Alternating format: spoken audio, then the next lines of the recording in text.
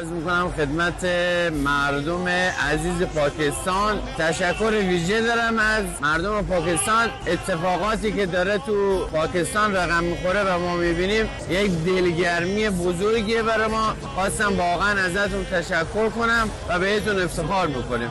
سلام مردم عزیز پاکستان، پیام پرمهر شما به دست ما رسید.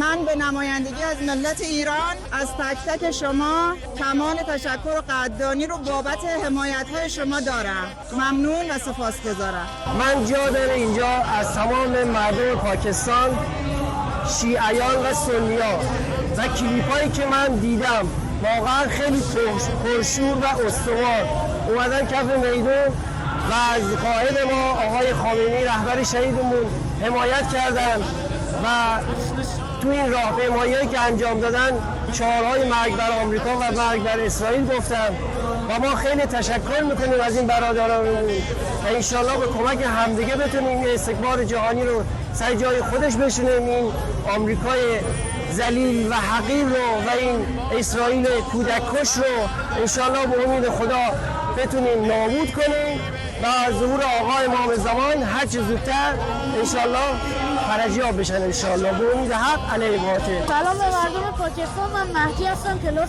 5. ممنون از شما که از ما حمایت خیلی زیادی کردید.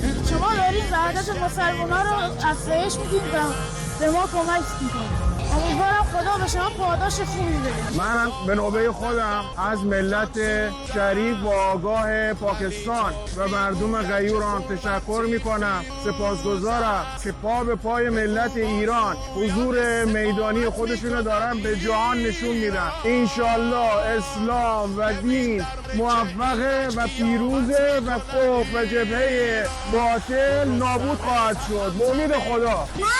پاکستان